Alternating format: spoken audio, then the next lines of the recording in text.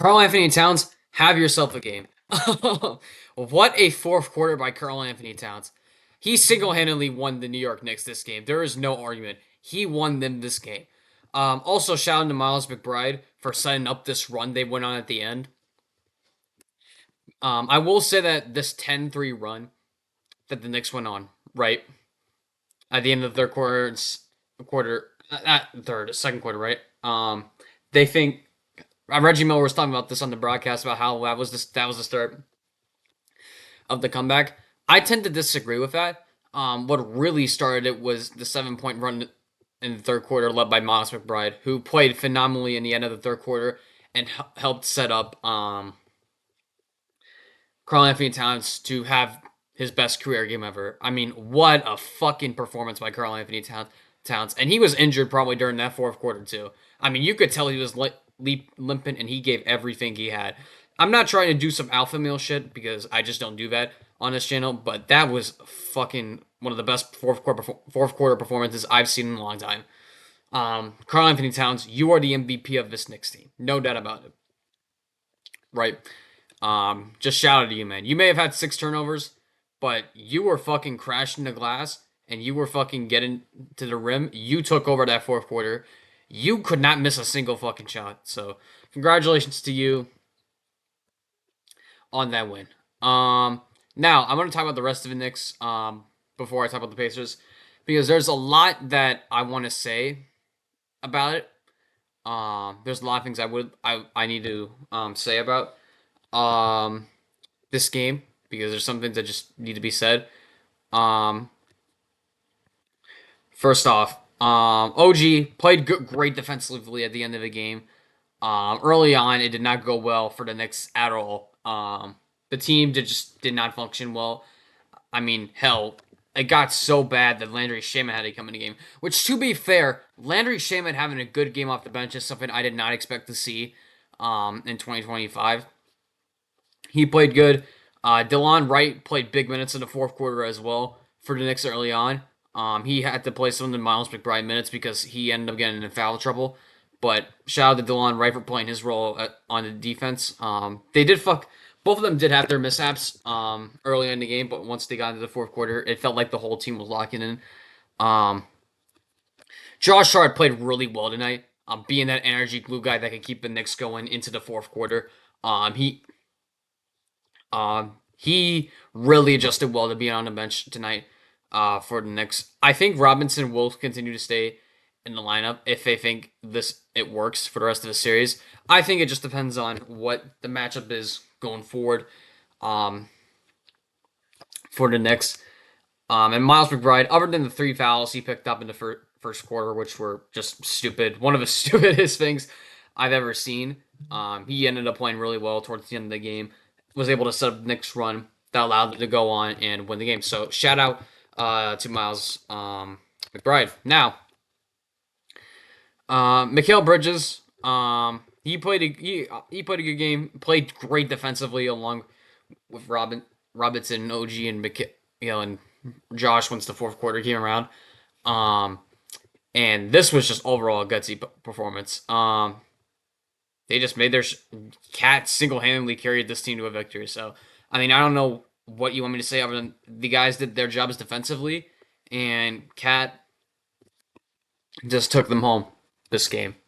Sure, Jalen made the final few shots, but Cat was really the one who took over this game, and this is part of the reason why they traded for him in the offseason, right? They needed that second scorer who could take over games like this behind Jalen Brunson if he's having an off night, and for Cat to prove why he was worth the trade in the first place, absolutely massive. So, um, shout out to him. Jalen Brunson, not his greatest game. He was getting fucking bullied in the first and second quarter. I mean, my God, the Pacers were basically pressing him like it's a Rick Pitino Kentucky defense in 1995. Like seriously, they were just completely not letting him have anything at all. They did not give a fuck if they fouled, right? Like fuck Ben Shepherd. I think it was Ben Shepherd who started, but man, they were fucking wild. They were just fucking not letting them have anything in the second quarter once Ben Shepherd got in the game. Um, because the first quarter was a bit even, right? And then the second quarter, my God, bench Shepard just completely said screw it and would not let Jalen Brunson get anything. Obviously, he had his moments at the end of the game with the clutch layup, but this was not his night. Anyone who knows this just wasn't his night. Like, sure, he was able to get to the free throw line, but it just simply wasn't his night for him. And for the fact that Karl Anthony Towns was able to come into this game and play as well as he did down the stretch, that means a lot for New York because if Jalen isn't good, they at least know that they have security that Karl Anthony Towns can come up in the clutch and help them win this game. Um, and like, honestly, not because it did, right? Obviously, the aggressor switched between the first, I would say, 30, what is it, 36, no, 34 minutes of this game. The Pacers felt like the team in charge, and then the Knicks just took over the game because of Cat. But man, yeah, what a great last 14 minutes for the Knicks to win this game. Just absolutely fantastic. Um, yeah, they just took over the game. Like in the first two game, in the first like third first half in particular, right? Actually, you know what? Particularly in the second quarter. Let's make that clear, right? I have in my notes from the second quarter that if I can fucking find it, that the Knicks looked broken. And when I said that, they were just all over the place. I mean, the Pacers were running laps around them defensively. They had all the momentum, all the energy. They were pressing pretty much college style. The Knicks looked lost out there. They honestly did.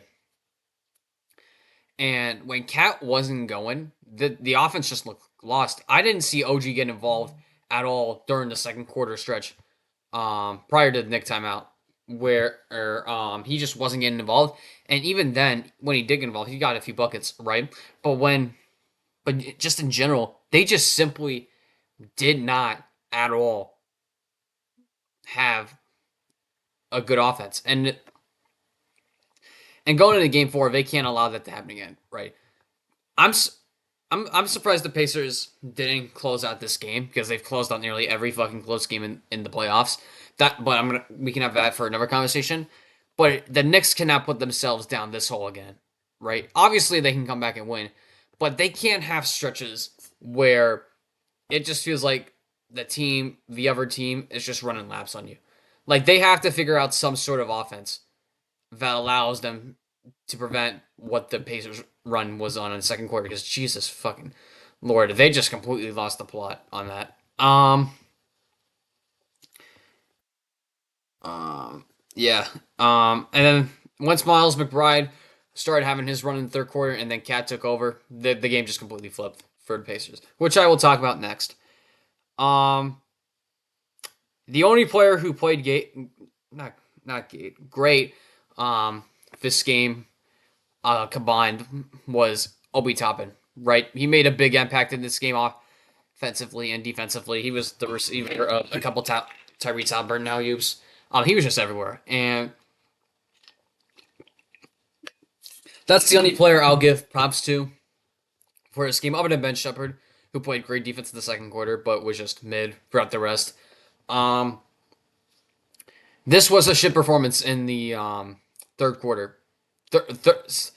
From like you can call them mid third quarter because they look like they settled, right? You can make that argument they definitely settled. They didn't. They kind of let their foot off the gas a bit, and they can't allow that to happen again. But the the 2 minute mark in the third quarter, right? When Miles McBride went on his run, right? Till Cat going off and taking over the game, right? The Knicks just had no answer, right? They couldn't make a shot from three, whether it was open or not. They got fucking clamped defensively in the final 2 minutes of this game. I mean, one of the rotation, it was at the 2 minute mark, but that rotation of defense, but Knicks is one of the best I've ever seen. They locked them down. The Pacers just had no answers whatsoever. They just had none, and obviously, I think obviously they should have continued to press um, press Jalen Brunson defensively and just continue to not let him get anything because with the Knicks, their whole what the Pacers did well in the first two quarters, right, is get the Knicks off balance because when you press Jalen Brunson, you get him off his game, and when the Pacers stopped doing that, right in the third quarter, it slowly felt like right. It didn't feel obvious. It felt a little bit obvious. It felt like it could go that way in the first few minutes of the third quarter, but it felt normal. But it started to feel like as you watch this game that the Pacers were losing control because they weren't putting enough pressure on Brunson. It just felt like they weren't doing enough to get not allow Brunson to do anything. Right?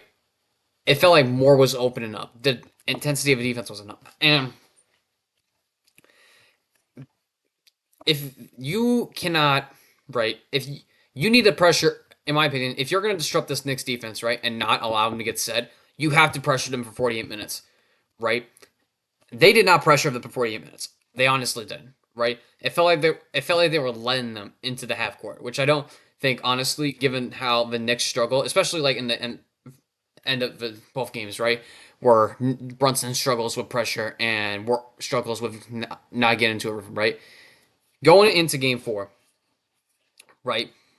Regardless of how the offense chokes in the fourth quarter, right? Because this offense just simply choked, right? I don't think this has anything to do with free throws personally. I just think it has more to do with the 3 point shooting not being the greatest. The Knicks ended up making more threes. They obviously shot from two better, but they just simply could not make threes to save their life in this game. Regardless, there were some good open looks, but they just looked lost, man. They just did. In game four, you have to put pressure on New York for 48 minutes, whether it be through press or whether it be through um, not allowing ball to anybody. You have to play like your life is on the line for 48 minutes against this team. Because if you give the Knicks, right, one, like even a few ounces of possession where you're not, where your foot's off the gas, right, they can come back like they just did, right? The Celtics found out the hard way, right? They did that 2 games in a row, right? I mean, Mikal Bridges is a legend in Boston. I'm kidding. I'm kidding. I'm kidding. I'm kidding. But you see how they've been able to come back, right? And I wonder if the Knicks learn from the Pacers when to not take their foot off the gas, right? I do wonder that. But this Pacer team, I think, can win in five. I do think so if they press the Knicks, because even with poor shooting, it just felt like they weren't getting anything defensively out of their guys, right? Even though TJ McConnell gave him good minutes off the bench, he just wasn't a defensive factor at all. Benedict Mathurin barely did anything off the bench. Tony Bradley has become important in this series because the Knicks have Mitchell Robinson and they need someone who can match him up whenever Miles Turner's off the floor, right? They were just alternating minutes, right? Obi Toppin, he did great, right? Tyrese didn't do a good job after the third quarter started, really. Or more in the fourth. The whole team struggled in the fourth. There's no real single hyper responder, right? Neesmith didn't shoot well. He had some really bad possessions of not getting a good shot off. Same with Nembhard. He just simply had a poor day shooting. Um, yeah, I feel like this is more collectively a team loss for the Pacers. I think they deserve to lose based off how they played the final two quarters. Right, they were not in control from the final 2 minute third quarter on, and they need to be in control for all 48 minutes. Right, they need. I really honestly, if they kept up their defensive scheme that they have for the first two quarters and just switch how much pressure you put on one player to another based off who's out, like honestly, they did. Actually, they did that in the third quarter, second quarter, I believe. I think they caused Cat to have so many turnovers because they were just fucking killing them. But if they don't play, they can't allow themselves to fuck up that bad defensively again. They just can't.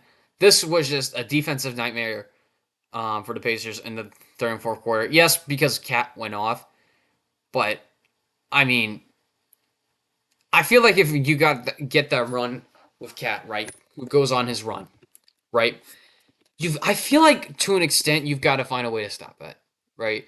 You've got to make someone else beat you because if Cat's gonna go off like that and you recognize that early, make Mikhail beat you, right? Make OG beat you, right? If I go back to the fourth quarter, right? Let me type in Carl Anthony Towns' name, right? All right, let's talk how many point contributions he had. I'm not talking total points. How many times they were able to get bucket via him, either through passing or just straight up shooting or layup. You know what I mean? One, two, three. I'm also counting free throws as one bucket, by the way.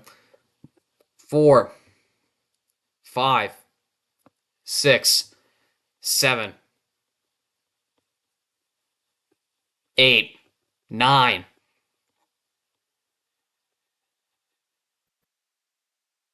He goes at the bound. I think he got a bit more. Yeah, like obviously, it's actually my bad for reconciling. Right? Um, Carl single-handedly put them in the position to win the game. Right, and Miles McBride too. Right, and from the looks of it, right, it looks yeah. Then they had the stretch in the third quarter where it looked like they weren't in a groove offensively, and then Jalen Brunson took them home. Right, Jalen Brunson was able to seal it, being able to take them home like that. Josh Hart ended up making the free throws, and Jalen made the free throws, and then Josh made the free throws again. Right, but the fact of the matter is that you got to have someone else beat you if Cat's going off like that. Especially, I'm talking when he went on his run, where I don't know how many points he scored. I'm not going to do the math, but yeah, you've got to be able to make someone beat you else other than Towns and other than Brunson. Like I feel like they got to force the ball out of Brunson and Towns' hand because Brunson's the clutchest player in the league. Even if he's like 4 for fucking 30, he'll still probably find a way to make an impact in the clutch sheet, right? If you let him get to the rim and you let him get to his spots, right? Not when he's getting pressure out of the 3 point line. He can handle pressure in the two when he's going for his life, but he can't handle pressure for threes. So yeah, I don't know what's gonna happen in game four. I'm still thinking this series goes to seven if we're gonna get this. I generally thought the game was over after the Knicks lost lost all momentum in the second quarter. But shout out to them. It was a good win, good comeback win, and we're gonna see what happens in game four. And also for tomorrow, I hope that the Timberwolves tie the series just for entertainment's sake. I don't see unless those changes on defense are permanent for the Timberwolves. I don't see them winning this series. Actually, they're probably gonna be permanent, but I don't know how OKC is gonna respond. So if OKC doesn't have adjustments ready to go, we will be in trouble. But yeah, that's game four. Game three, excuse me.